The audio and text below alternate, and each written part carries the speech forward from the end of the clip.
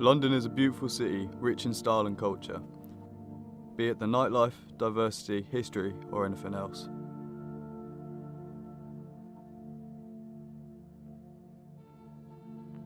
However, two movements have been painting the canvas of the city: street art and graffiti.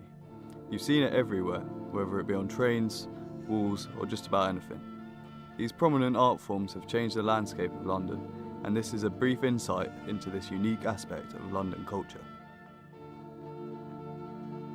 The style of London graffiti originated from subway art in the 1970s New York and Paris. The street art and graffiti then became a prominent art form in the 1980s, although an annoyance to the government and the public. The London street art and graffiti scene had evolved to create some very influential artists such as Banksy, Ayn, Rowe, Robbo, and many more. Street art and graffiti has found their homes in Shoreditch and Camden, with famous pieces scattered across these areas. Even these art forms have grown in popularity over the years. There are distinct differences between the two. Graffiti is painting on walls by definition.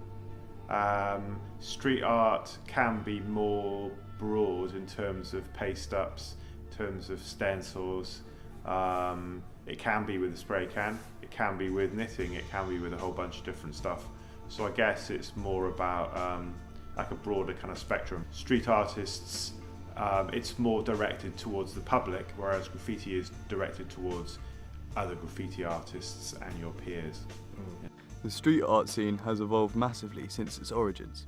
We met up with Charlie Edwards, also known as Pure Evil, at his gallery in Shoreditch to talk about how the scene has changed.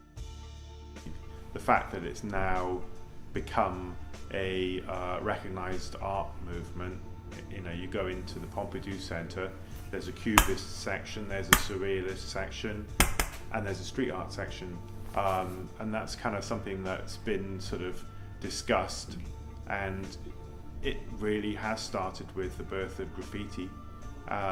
So graffiti and street art has become a definite movement.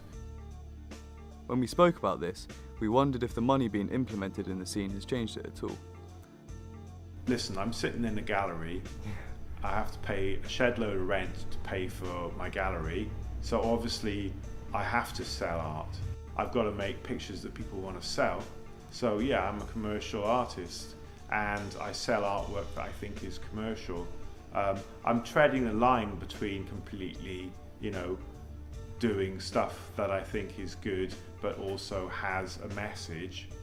He does make a very good point, as these people creating these pieces of work are just artists trying to be as successful as mainstream artists.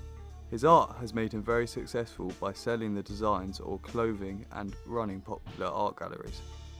We also met up with Up2, a graffiti artist in London, who with his crew write all around the city, even on railways and trains. We wanted to know how a young person gets drawn to this art form, so we asked him about what got him started. They come my life now.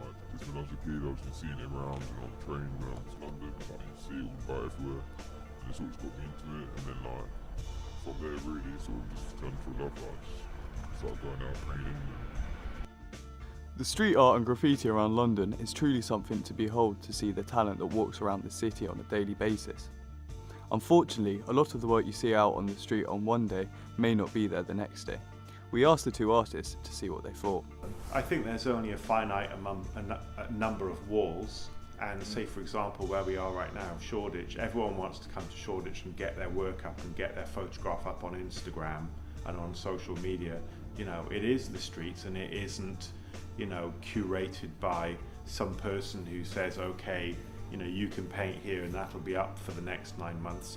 It is anarchy and it is freedom, and then with anarchy and freedom you have to accept certain things are going to happen, and if you paint something it probably will get painted over pretty fast. This is what a lot of people think is unique about street art and graffiti, as it has its own rules and allows artists to make their mark. Although this may not be an issue among most artists, painting over someone else's work sparked the biggest feud in the community. A competition over a singular wall in Camden between graffiti and street art's legends of that time, King Robbo and Banksy.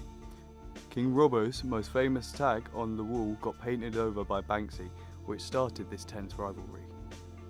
Robbo and Banksy would fire shots at each other by painting the other's work and disrespecting them through the art. Unfortunately, Robbo got into an accident in 2011, which was followed by a coma which he later died from. Banksy then paid tribute to his original tag, which started the rivalry, showing that despite their differences, he respects him as a person and an artist. Local councils, rail networks, pedestrians, police, and many more often get frustrated with these art forms. They mostly believe that graffiti is very damaging on property and to society. Due to uproar caused by these things, a lot of artists and crews have been arrested and jailed for a maximum of 3 to 4 years. Sending someone to prison for 18 months for spray painting on a train is ridiculous, and it's a ridiculous sentence. I don't think you should be sent to prison for paint trains and painting. It's ridiculous. I'm sorry for painting things, cars, houses, but you end up going a bit hard, you go crazy. A lot of people go to prison for it. This has been the case for many crews in the city. SMT, an upcoming crew, became very popular as they tagged on trains and filmed themselves doing so. They were arrested in 2012 and were all sentenced a combined term of 3 to 4 years. Their judge reduced their sentences because he believed that the punishment was not needed for these artists. Police have arrested many crews and artists spanning all the way from graffiti to street art. Although this art is damaging to private property, we can all agree that it is not necessary for artists to face jail time for putting their piece up on something that is more likely to grab people's attention. I understand people can call you a vandal and criminal because you obviously break the law. In your general meaning you destroy things, you smash things around, so I understand that, but I don't think the things we do are really bad for society, or in general meaning it's nothing bad. Street art and graffiti have become an integral part of London's and many other cities' cultures and will keep showing the world the talent that walks on our streets every day. Even though some may not agree, we can all see that these creations are inspiring and growing new talent.